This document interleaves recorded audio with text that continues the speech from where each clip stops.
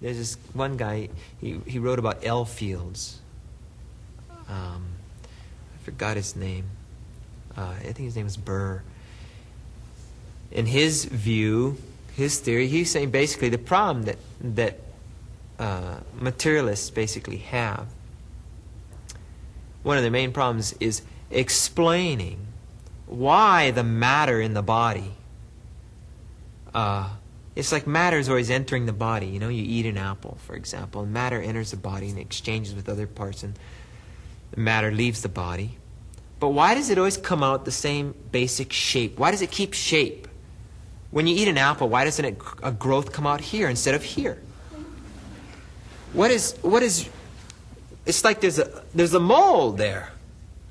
You know what I mean? It's like a mold, and it's like you're pouring matter into this mold. Here's matter from all different sources: carrots, apples, lettuce, air, water. Right? You're pouring.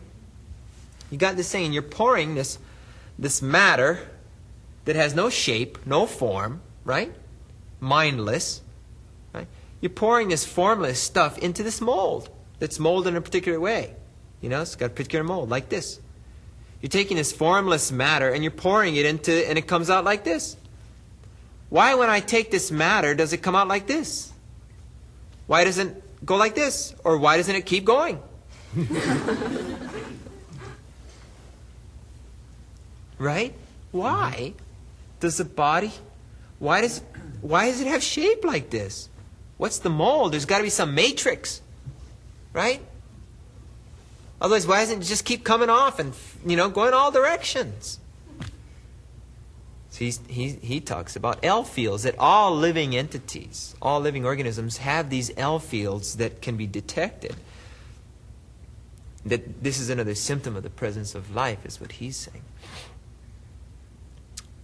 Is that the presence of the life particle, I'm not sure if this is what he's saying, but the fact is the presence of the life particle makes it so that when matter enters, it's like matter comes around this life particle, it takes shape according to that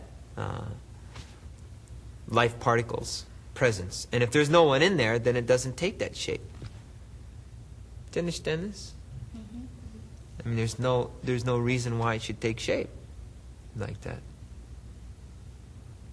That's why people get real surprised, for example, if they come upon a rock or something that looks sort of like a man. Because they think, how did that happen by accident? Wow, look at that. Because matter just doesn't behave like that by itself. And if the matter was changing, if the matter was leaving and still retaining that same shape, there's still a basic shape there, and it's retained, but the matter is continually changing. You've got these molecules are changing every day in this body. The body you have today is not the body you had 5 years ago.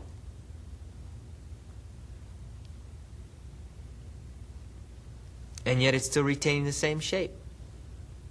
The same basic form. It still has form there. How is that?